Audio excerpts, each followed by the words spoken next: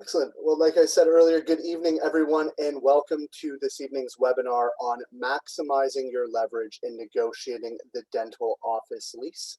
My name is Matthew Donato. I'm one of the senior consultants here at Cirrus Consulting Group, and I'll be conducting this evening's webinar. And we also do have a question and answer section here as well. If anyone has any questions throughout the course of this webinar, please feel free to ask them in there. I'll be addressing them either along the way or at the end of today's webinar.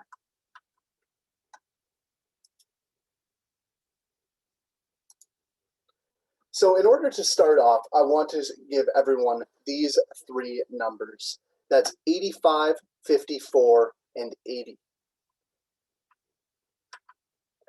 85% of dentists have a lease agreement that can prevent them from ever selling their practice, while 54% of dentists across North America are overpaying in rent for their practice. And 80% of landlords structure their lease agreements to give them the right to at least 50% of the proceeds of sale when the practice is actually sold. Now, in order to conduct this interview, I need to give everyone an understanding on who we are, what we do, and why we're really authorized to be putting on this webinar this evening. So first and foremost, we are a healthcare and dental specialized tenant representation firm. Right? We were founded by dentists for dentists 27 years ago now, back in 1994, really because we were seeing that yourselves and your colleagues were being taken advantage of in terms of the lease agreement. Brokers and landlords were really aware of the lack of knowledge on the real estate component and especially on the lease agreement, and really taking that and turning it into their own advantage. Now, since then, we have successfully negotiated over 12,000 dental and medical office lease agreements. Now, one thing that makes us very unique is that everything for us is done in-house. So our in-house legal team, they're comprised of our real estate attorneys as well as our lease negotiators, some of which who have been with us for over 18 years now, as well as some of those that actually used to work for the major national landlords. So we took them from the dark side, if you will, to negotiate for dentists rather than against them. Now, beyond them, we also have our in-house leasing team. What they do is they take a deep dive into the market. And so when we're discussing rental rates and negotiating rents with the landlord, our leasing team is making sure that we are negotiating on pure fact and real market data. And then, of course, we have our consulting team. And as I mentioned earlier, I'm one of our senior consultants and keynote speakers. And really what I do and what my team focuses on as consultants is educating yourselves and your colleagues on the lease agreement and the pitfalls that lie within. And then beyond that, coming together with you to create an ideal lease for yourself and your career, very specific to you and your situation. Now, annually, we represent over 500 doctors throughout North America, and we deliver over 100 continuing education accredited seminars year over year. Now, beyond that, we also lecture at some of the most major dental conferences, such as the Hinman Dental Meeting, the Greater New York Dental Meeting, the Pacific Dental Conference, Yankee Dental Conference, and the California Dental Association. Now, one thing that I really want to stick with everyone on this evening's webinar is that we work with dentists nationwide, everyone from Anchorage to Honolulu, Key West, and anywhere in between. I myself, I oversee the Carolinas and Georgia and Florida specifically. So when we're connecting after a webinar, we can always discuss your unique situation. Now, what I want to give everyone a sense of here is the market itself. So right now, looking at Charlotte, North Carolina, right now, what we're seeing here is that the vacancy rates have fluctuated a lot And coming towards the end of 2020, we saw a huge spike in the vacancy rate. And now that does have something to do with the COVID-19 pandemic and so forth. But as we're moving into 2021, we can see here with that orange line that it's coming back down and starting to move towards some form of normalcy. Now, beyond that, we can also see that there's been a steady growth rate within the market rental rates, and there's really no sign of them slowing down. They are beginning to get a little bit more stagnant, but they are still on the rise. Looking in Raleigh, we see a very similar trend along there with the vacancy rates, other than the vacancy rates are continuing to increase there, and the market rent per square foot also increasing. So as you can see here in Charleston, we're seeing the same thing with the vacancy rates. Now there is a dip in the rental rates. I've seen that with a numerous amount of my clients, that rental rates are on their way down. Not anywhere where anybody thought they would be, but definitely you can see that as a reflection of this, it is on a downward trend. And now is a good time to take advantage of that if you are coming up for renewal or you're looking to start out your first dental practice. So we can see here through Columbia as well, market rental rates staying on a steady increase and the vacancy rates starting to plateau a little. And then Atlanta, we're seeing basically that both the vacancy rates and the market rents are on a steady increase moving in from 2020 into 2021. And similar occurrence here with Savannah as well. And now if I did not bring up your specific city, I do apologize. Please get in contact with me after the webinar. Happy to show you the direct results of your specific market as well. So now the purpose of this evening's webinar is, number one, is the importance of the dental office lease. Why is the dental office lease so much different than any other commercial lease there is? Second, we're going to be going through the key terms and conditions within your office lease. These are the terms that will help you either grow or help protect you and eventually make sure that you're actually able to sell your practice. So we're going to go through what those terms mean, what the impacts are, and what they should look like in order to be conducive to your future goals. And then, of course, we're going to give you the practical advice on negotiating the lease agreement. I want to make sure that everyone here on this evening's webinar has some key takeaways in how to move forward as well. And this will be on how to actually affect some of the change that we're going to be speaking about this evening. Now, for any of you on this evening's webinar that either own your own location or are evaluating potentially owning your own building and putting the practice in there, I'm just going to do a quick buying versus leasing analysis here. So obviously on the buying side, this requires a much larger upfront financial investment. Right now, not only are you building out a practice, you're acquiring a building, you're making sure that the plumbing is correct, the electrical, etc. Right? Beyond that, this also means that you have now become a landlord. So not only do you have to worry about the day-to-day operations of your practice, now you have to additionally worry about the building itself. Does the roof need to be repaired? Is there new aspects to the plumbing that need to be improved? Is there a leak, etc., etc.? Now, but on the plus side, now you're earning a rental income, right? You're paying from one pocket to the other. This also gives you a greater flexibility on how to use the space. If you want to make changes, you're easily able to do so. This also, like I said, gives you the freedom to control the property. You're able to do whatever you want, expand, add on, or create a complete interior change. This is all able to be done very easily if you own your own location.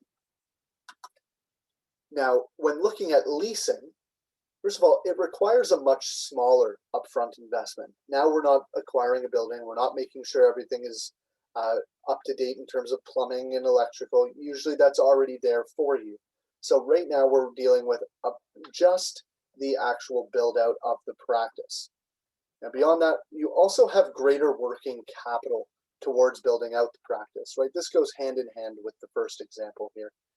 Because you're not acquiring the building, you may have greater funds to make that practice your dream practice from the onset.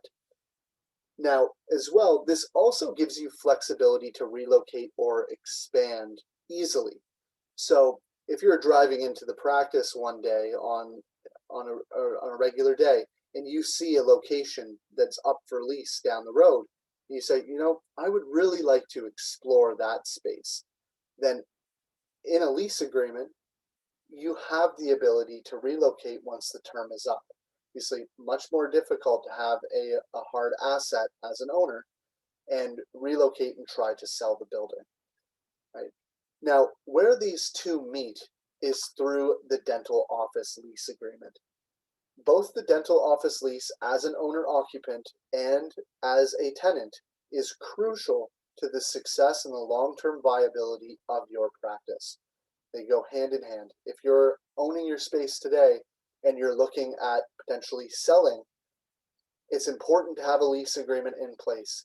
Those major financial institutions, when they're granting those loans, they need to see a history of a lease. They also want to see that the lease has been paid off and it's a fair rent and there's term.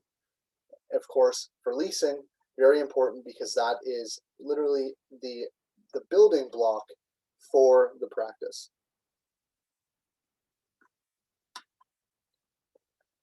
Now, one of my favorite questions when doing in-person seminars is, what is a lease? Right? And I get a couple answers. One usually being that it's a 20 to 50 plus page contract with legally binding terms and conditions. Right? And that's absolutely true.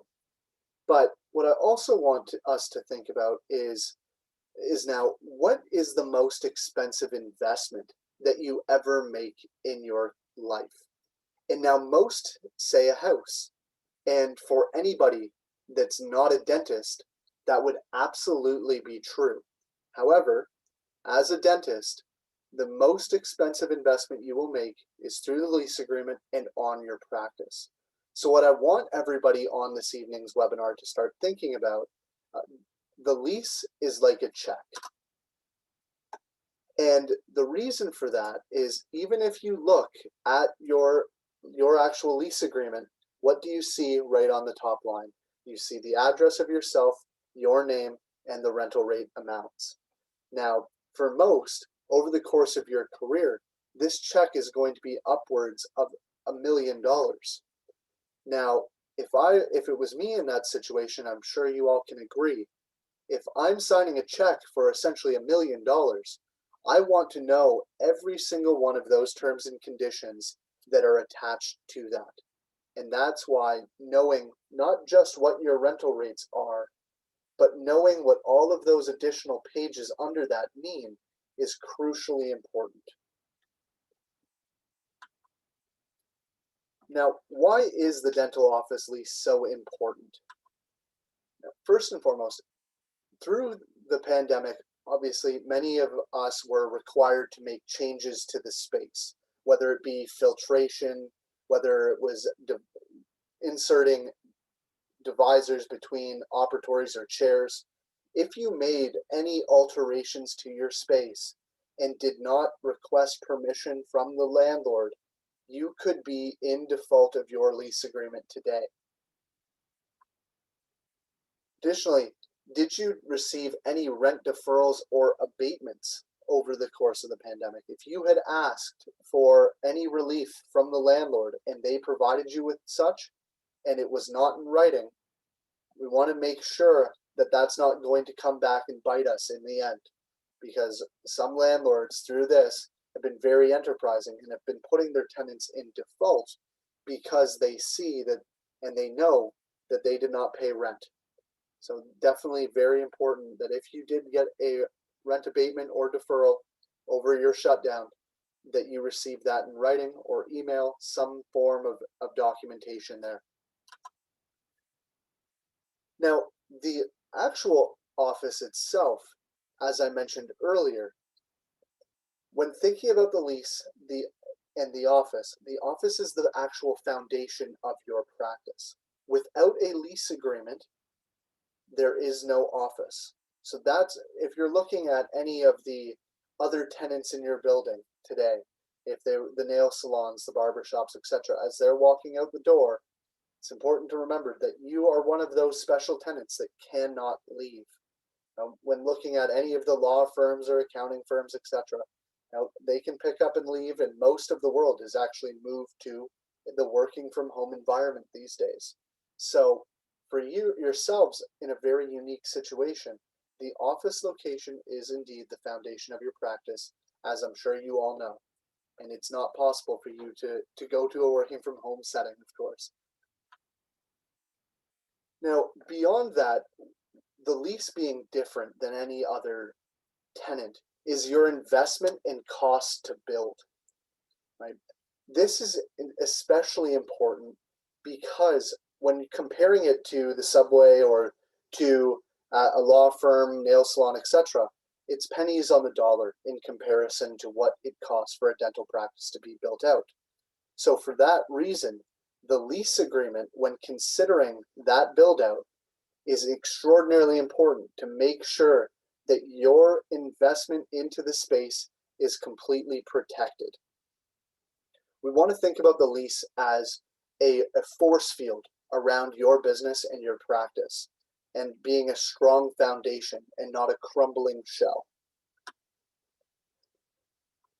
Now, beyond that, it is, of course, very difficult and time-consuming to move a dental practice. So if your lease agreement isn't set up with clear runway and trajectory for the practice and for your career, it can be extremely detrimental, because if you're looking at all of a sudden you have to relocate and move, if you're in a saturated area, it's going to be hard to find that unique space. It's going to take a long time. We're seeing right now anywhere between 18 to 24 months in order to relocate a practice. And of course, it is expensive to do so as well.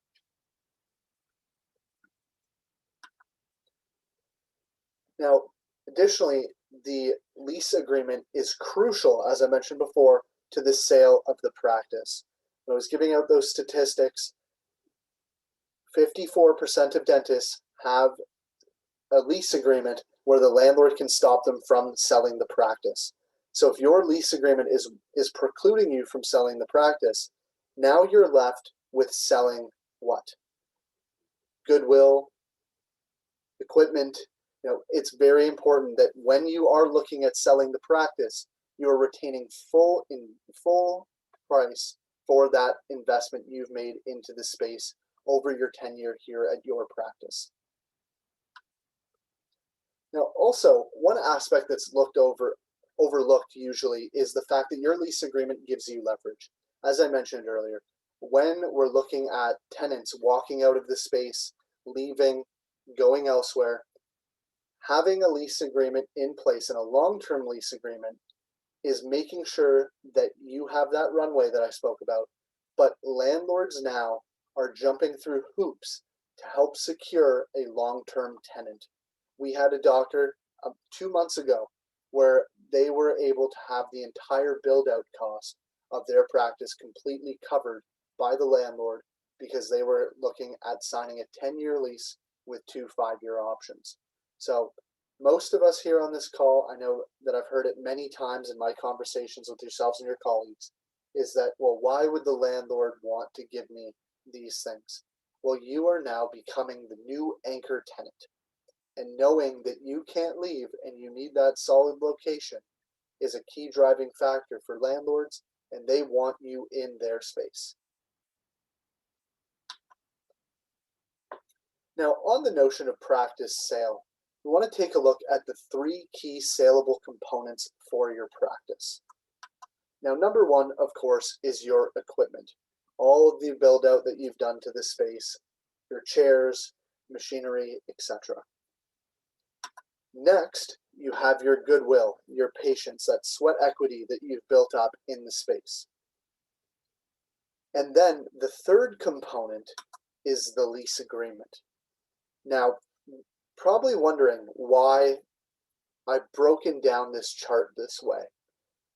And that's because without the lease agreement, you only have equipment and goodwill. And that greatly impacts the value of your practice. If you're looking to sell and keep that retirement nest egg, selling equipment and goodwill is not going to be remotely close to the amount that you're going to be able to sell your practice for with a lease agreement, equipment, and goodwill. You want to make sure that they're able to essentially have a turnkey practice that they can walk into at time of sale. And thinking of the lease, as I mentioned before, as the strong foundation for the practice and the practice sale, not the crumbling shell. So without that lease, you're losing at least half of that practice sale proceeds for yourself going into retirement.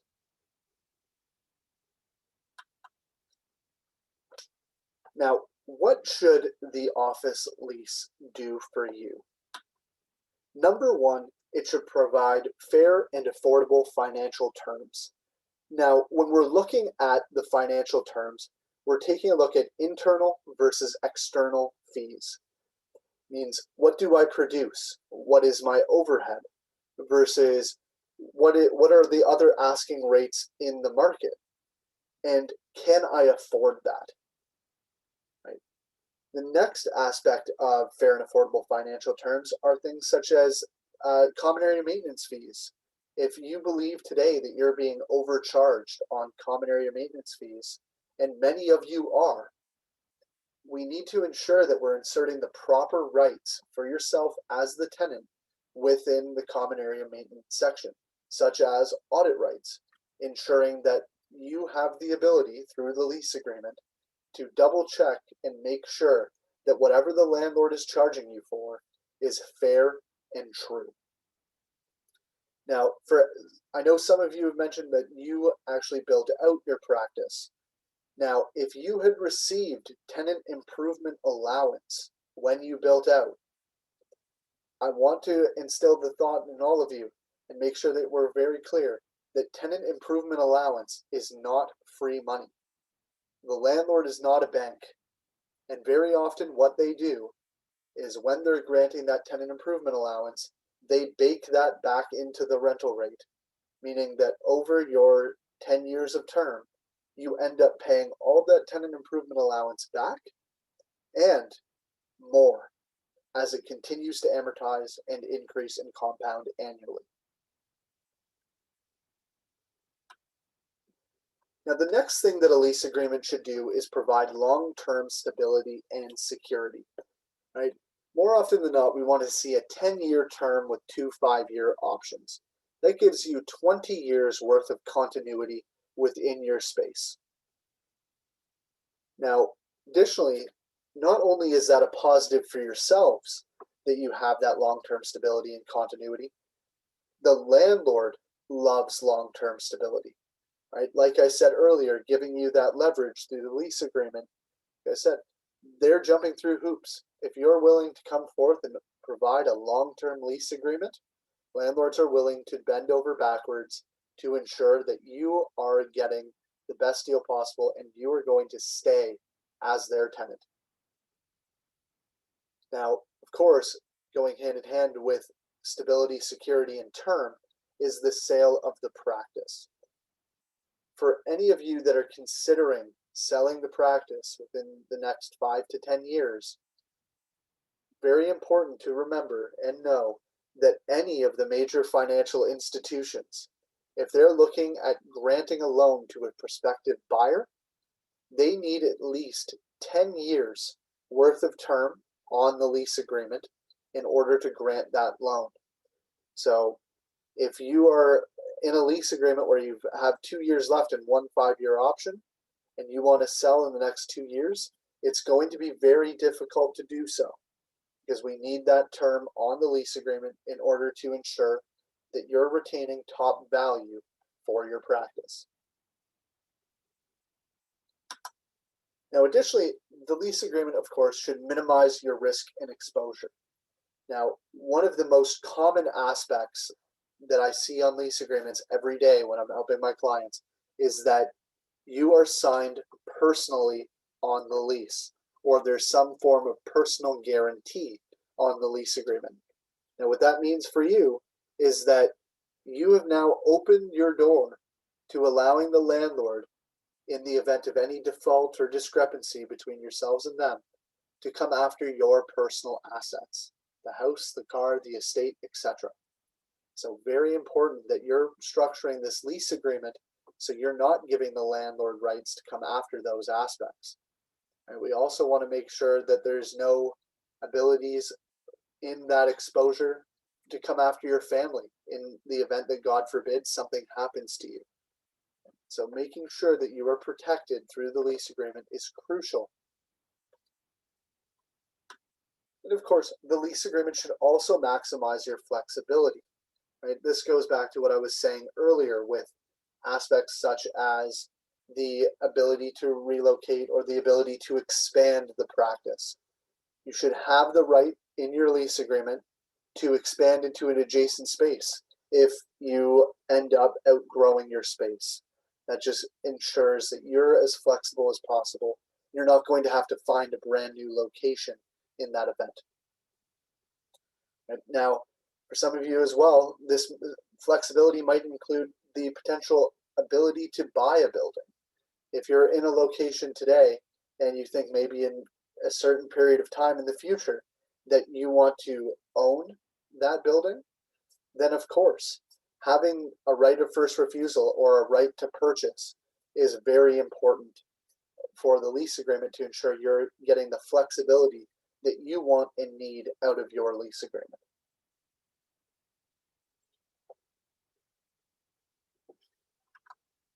Now, of course, as I've mentioned a number of times so far, enhancing your ability to eventually sell your practice.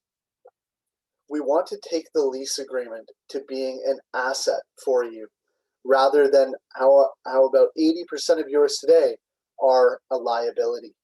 We want to make sure that this lease is working for you. I like to describe it as ensuring that you're wrapping the lease around your life instead of wrapping your life around your lease, making sure that it's working for you, for your career goals and trajectory, and making sure that you have that ability to sell when you want to sell.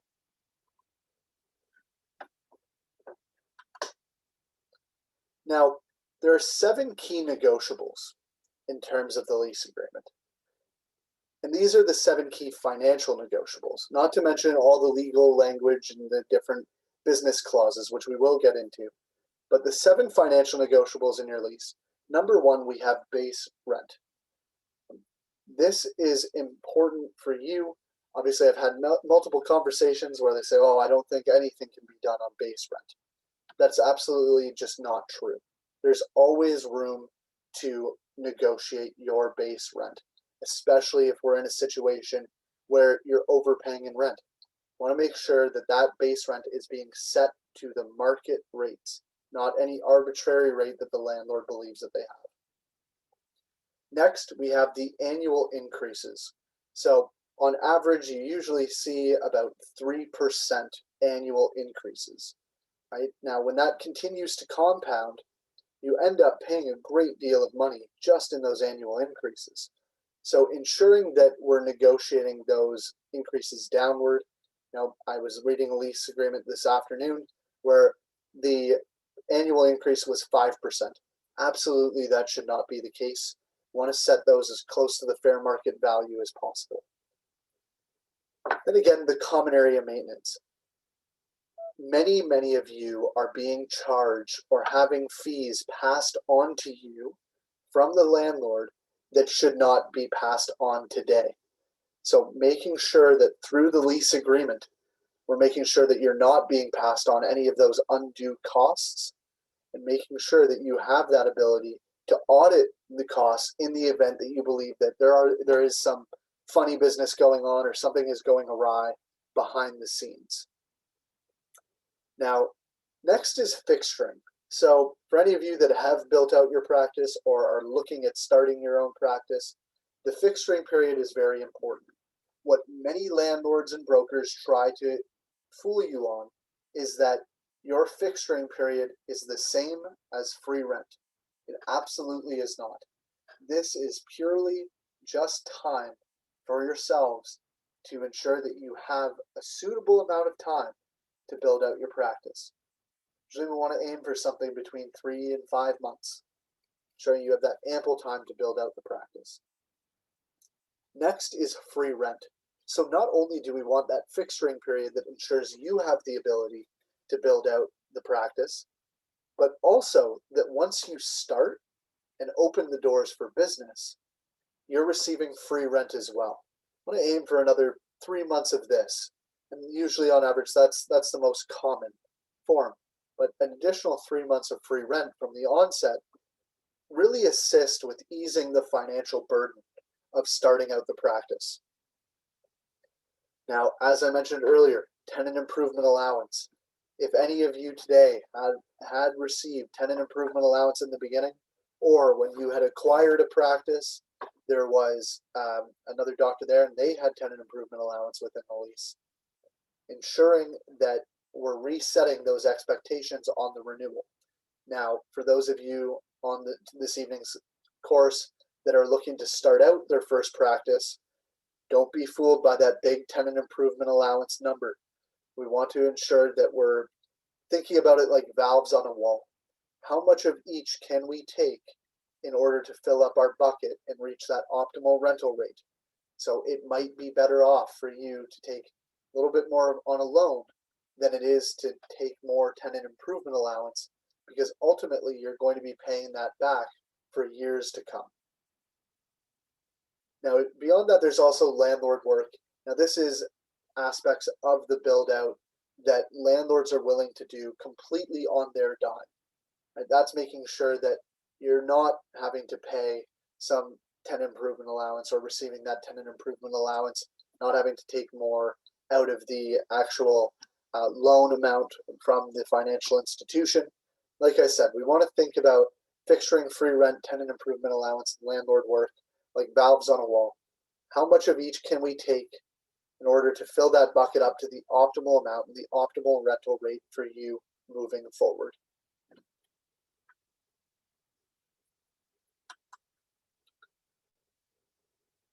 Now, as I said, through the lease agreement, you have leverage. Now, this is really how to maximize that leverage. Like I said, you are the best tenant on the planet. On average, a dental tenant stays in place 26.7 years in the same location. Now, if you're to put yourself in the landlord's shoes and look at the total tenancy expense for the next 10 to 20 years, right, the landlord is looking at least $1 million coming from yourselves. And by planning, preparing, and prioritizing what the most important aspects of the lease agreement are for you, that is when you're able to see your plans come to fruition. You don't want to go towards the landlord and not have that plan, not be prepared for that conversation. By prioritizing and making sure that we know exactly what we want and how much we want to pay in rent and what we need in the lease in order to deem it successful, is crucially important to the long-term success of the practice. Now, this way, you can have your cake and eat it too. What I mean by that is having the location you want, ensuring that your lease is properly structured, and ensuring that you're sitting at a fair and equitable rental rate. And now, for any of you that are contemplating whether or not it's time to relocate, now might be the time. Because as I said, we're seeing more frequently now, since the increases in vacancy is going up around the country. Now might be that time to relocate and have that sweetheart deal with the landlord that you're looking to come into their space, sign that long-term lease, and be the new long-term anchor tenant in their building.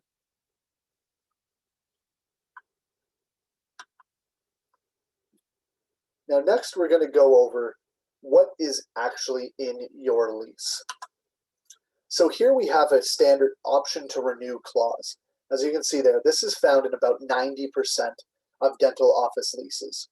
So I'm going to give everyone a couple seconds here to just read through that, this clause here, and see if you can point out some of the major red flags, and then I myself as well, I will then point them out. So I'll just give everyone a second here.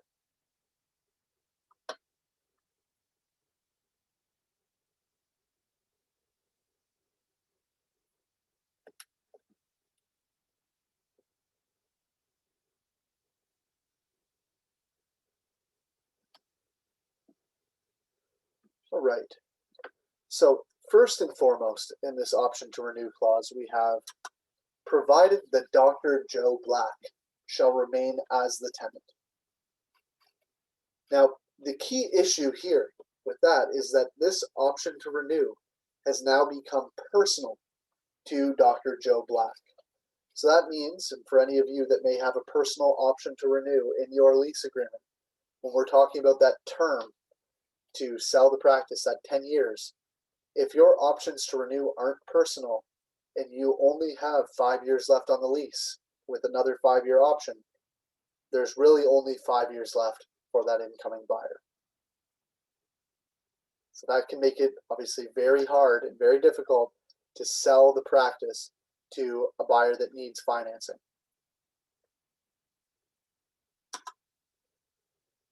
Beyond that, now, provided Dr. Joe Black shall remain as tenant, and if the tenant duly and has regularly paid its rent and has performed its covenants and obligations under this lease and has not been in default. So if over the course of your tenancy, if you've ever received a default notice at one point or another, your option to renew could be null and void today. Now, the additional issue here is where it states that any such renewal shall be on the landlord's then current standard form lease. So for any of you that may have negotiated yourselves or gotten some key wins in the lease agreement in the past, the moment that your option to renew comes up, the landlord now gives you a new lease agreement. You have to sign that. That could be adding a number of detrimental clauses into the lease agreement. And for example, if we're negotiating a lease, we want to make sure language such as this is never there, because all of that good work that we've put forth, we don't want to see that erased on the next renewal. Now here it states that any such renewal, as I mentioned, shall be on the landlord's then current standard form lease at a minimum rent to be determined between landlord and tenant, but in no event shall it be less than the rent paid in the last year of the original term. So if we're seeing rental rates on a decline and your option to renew states that it can never be less, you're essentially on what I like to describe as the world's most boring roller coaster. You're only going up and never coming back down.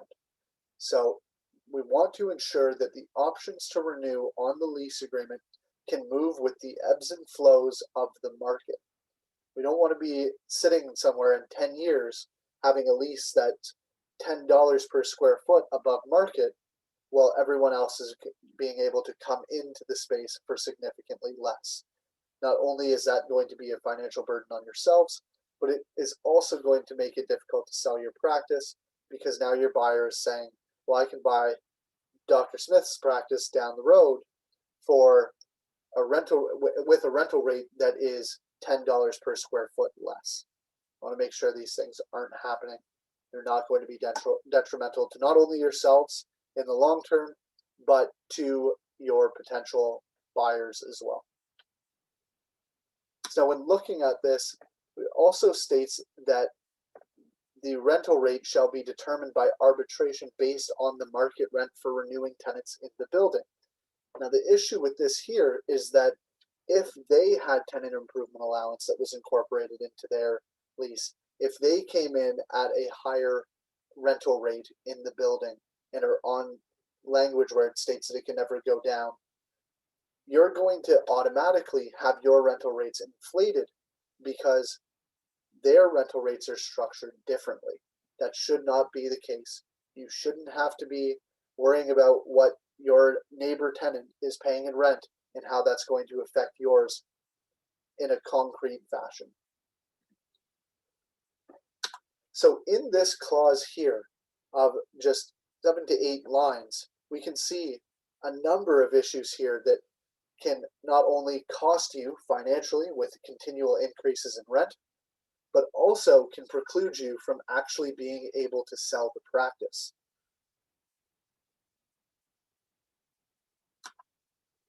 Now, next is the assignment section. Now, this here is found in about 75% of dental office lease agreements. And now the assignment section is really the clause in the lease that dictates how you can sell the practice, to whom you can sell the practice to, and what the landlord's overall involvement in this process looks like. So I'll give everyone another couple seconds here to go through this, and then I'll go through it as well.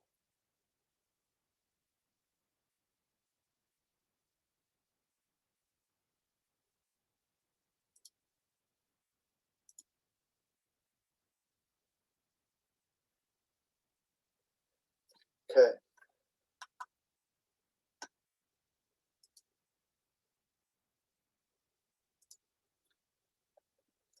So if the tenant should wish to assign or sublet the lease premises, it shall first have received the consent of the landlord. So essentially what we're seeing here is that if you want to sell the practice, you must first have the landlord's consent and say so. Now it goes on to state that any request for such consent shall be in writing. Within 15 days following the receipt by the landlord of such request for consent, the landlord shall have the option to 1. Approve tenant's request to assign the lease or sublet the premises, 2. Decline tenant's request to assign the lease or sublet the premises, or 3. To terminate the lease agreement upon the effective date of such proposed lease assignment or subletting. So essentially, when you sign this lease, you have now given the landlord the right to terminate your lease agreement just for asking to sell the practice. As I'm sure you all know, that can be extraordinarily detrimental. And like I mentioned earlier, when looking at those 3 sellable components of the lease, now you're left with goodwill and equipment. Now then it states that additionally, should the landlord consent to the assignment or sublet the premises, the landlord shall have the right to revise the minimum rent to be paid during the remainder of the term to the greater of the then current market rent for the lease premises, or 15% greater than the then current rent. Now, for everyone here that when thinking about selling, or if you're looking to acquire a practice, what effect would this have on yourself? If you had come to a full agreement with your buyer, and in the 11th hour, the landlord goes, okay, well, I've consented to the assignment, you can go forward, but I'll be increasing the rent by 15%. What effect do you think that that has on the buyer? I'll tell you that 9 out of 10 times that means the buyer walks away. And unfortunately, I can't even tell you the number of deals that I've seen that fall through in the 11th hour because of some form of landlord involvement. Now, beyond that, furthermore, should tenant receive from the assignee or subtenant any rental income, cash, goods, or any form of consideration in connection with the assignment of this lease or sublet of the premises that is over and above the current base rental rates payable to landlord in any fiscal year during the term of this lease, the difference between the annual rental rate and such rental income, cash, goods, or other consideration shall be paid to landlord directly within 30 days of tenant's receipt thereof. Now, to cut through the legal jargon of that, essentially what this is stating is that if anybody is to pay you for your practice and you're to sell the practice and receive money for it, the landlord has the right to anything over your base rent. So let's say you sold your practice for $1 million and you're currently paying $100,000 a year in rent. Through this clause in the lease, the landlord has the right to ask for $900,000 from your practice sale proceeds. Now, obviously, this is extraordinarily detrimental to any of your career goals, retirement plans, etc. A lot of landlords will argue that the reason that this is in the lease agreement is because they believe that the practice is predicated on the location. While we all know that the practice value is predicated on your hard work and your equity in the practice. So this absolutely should not be in the lease. Now, notwithstanding the landlord's consent to any assignment or subletting, the tenant shall not be released of its obligations under the lease and shall remain liable for any failure of the tenant or its assignees or subtenants to observe each and every covenant of this lease. So now what the landlord is doing here is that even after you sell the practice, you are going to remain on the hook for the lease agreement. So looking at this clause altogether, not only have you had to ask the landlord for consent first, maybe they've terminated the lease from the onset, but now let's go down the other path. They've granted their consent to allow you to sell the practice. Now they've taken the proceeds of sale, they've taken that $900,000 from you, and now they've kept you on the hook for the lease.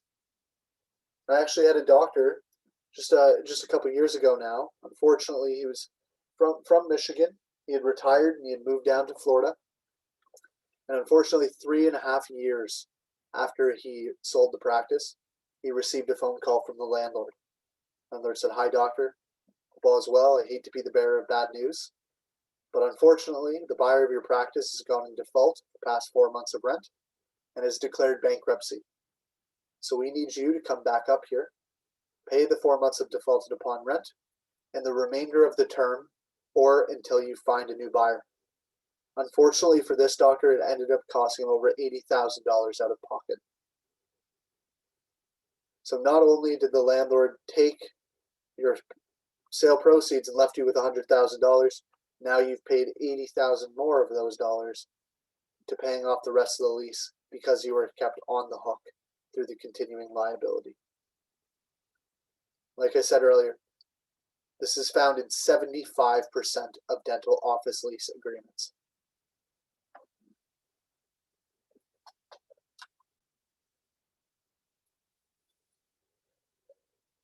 Now, those were two major clauses that I did want to bring to everyone's attention this evening. Now, as you can see on the screen, there's a number of other clauses here, such as a demolition clause. This gives the landlord the right to come notify you that they are redeveloping the building or they're tearing it down and give you notice. Usually, it's about 60 to 180 days. Obviously, that's a completely insufficient amount of time to relocate practice, but a demolition clause in your lease not only can it be detrimental to your long-term career goals. When looking at selling the practice, a demolition clause is a result of the practice being devalued by at least $150,000 to $200,000. Additionally, there's a relocation clause. What happens if the landlord posts a notice on your door saying that they're moving you to the basement of your building? What impact is that going to have on your practice and your visibility as a tenant? What if they end up changing the configuration of the space, or the space that they relocate you to is much larger, much smaller? You gain an operatory, lose an operatory. All of these can cost you money. And usually with a relocation clause, once again, that notice period is within 60 to usually not more than 90 days.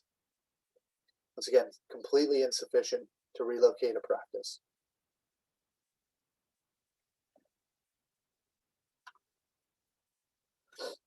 Now, to move into some of the practical knowledge here.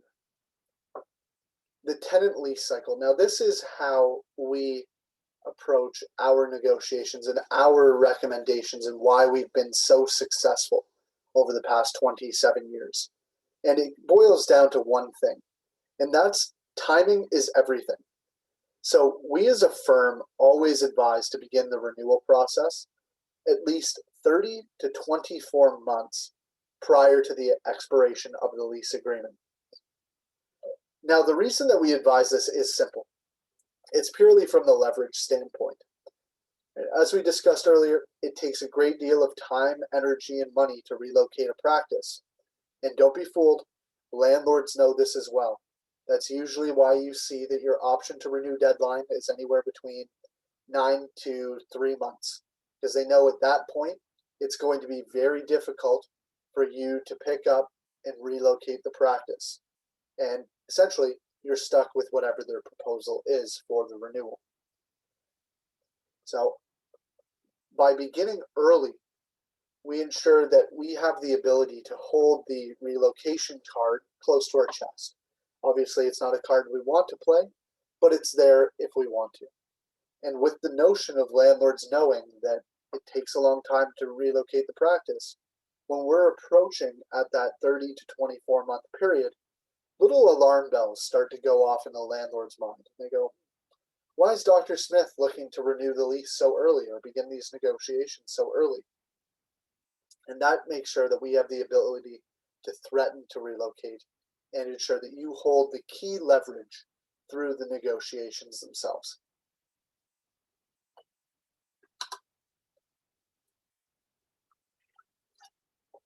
Now, as I've said it a couple times thus far, right now we're really seeing an unprecedented opportunity.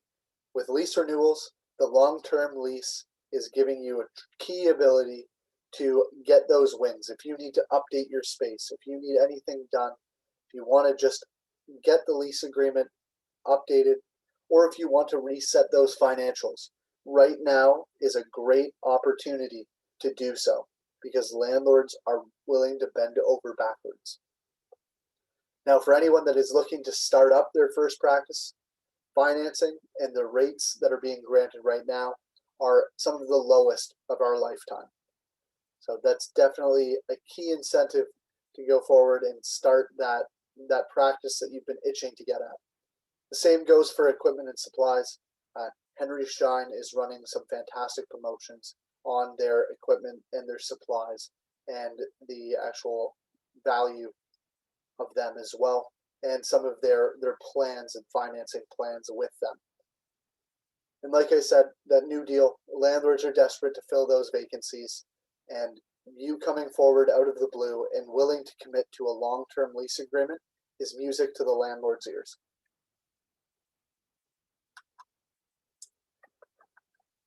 Now, next I want to walk you through the serious process for winning the lease negotiation. So not only discussing, obviously we want to start as early as possible, we want to be in that 30 to 24 month range, but this is really how we as a firm have done so well through our negotiations.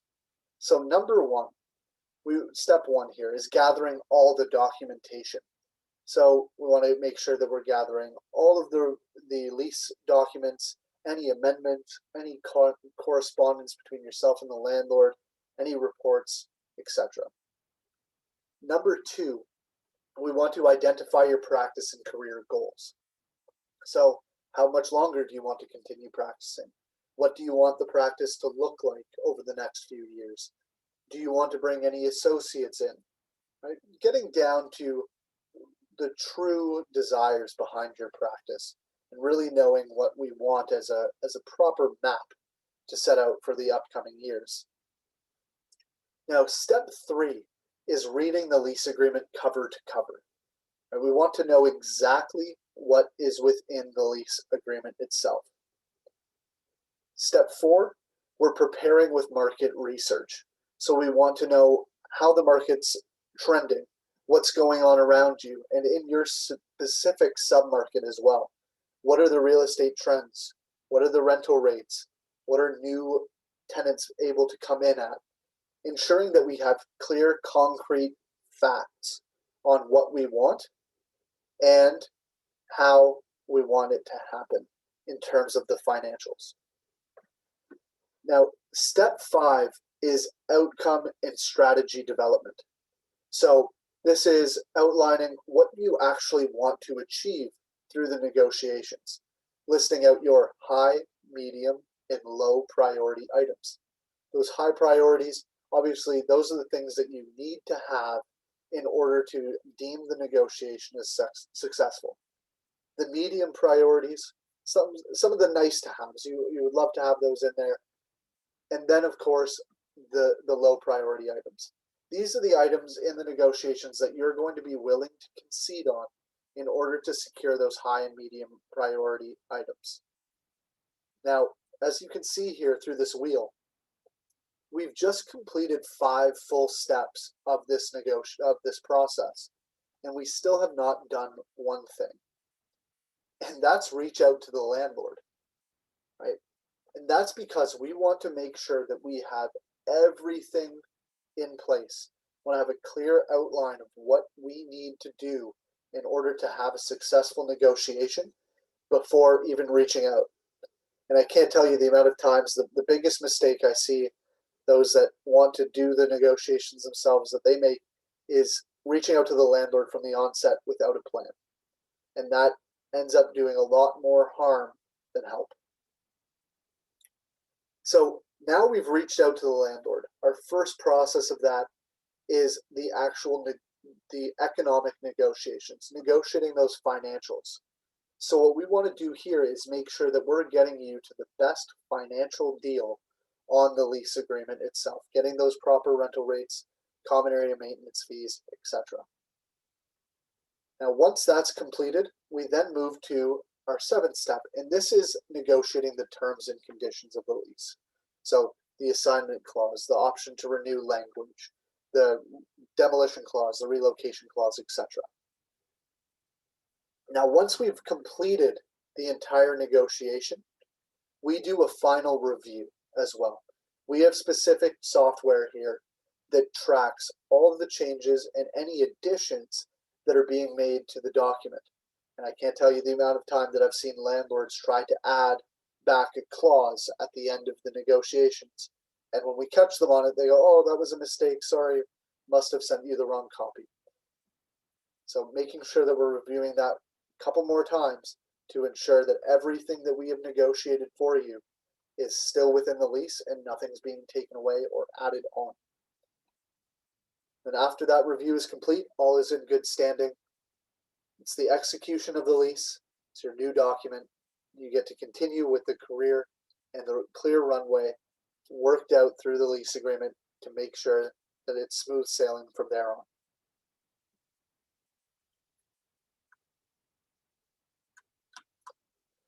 Now, just for everyone's knowledge on this call this evening as well, now we actually just hit 5 out of 5 stars on Google with over 211 reviews. But here we can see some of the wonderful testimonials that we have received over the past couple of weeks. And right here we have Dr. McLean, very thorough, strategic, and tactful in his negotiations, imparting key points that we could never have negotiated on our own. Having a lawyer to negotiate and review the lease is a great advantage. We negotiated a reasonable rental rate and obtained the agreement for nearly all of the suggested lease amendments, noting always these agreements are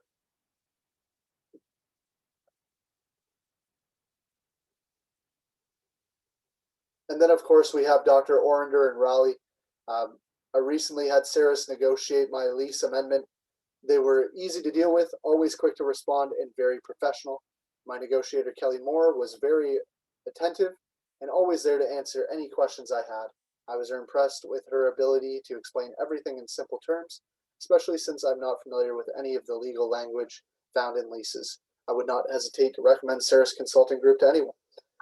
Actually, worked very closely with Dr. Orender on this case. We're able to save him over $40,000 worth of rent, and we were able to ensure that he was able to sell the practice as smooth could be.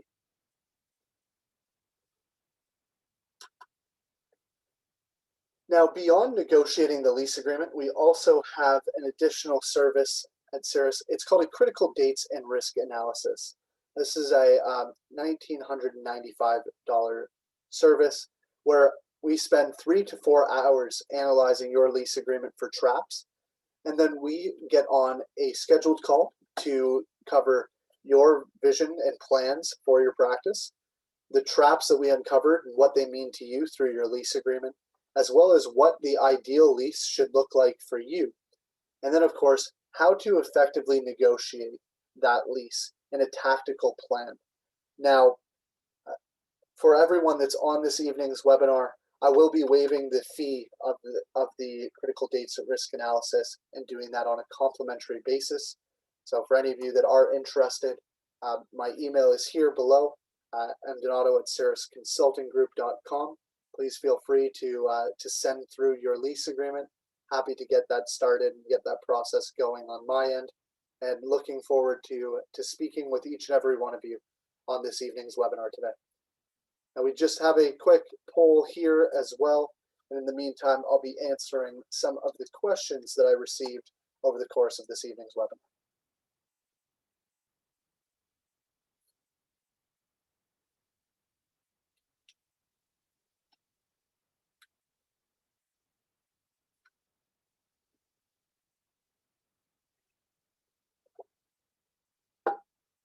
So I have Dr. Tracy.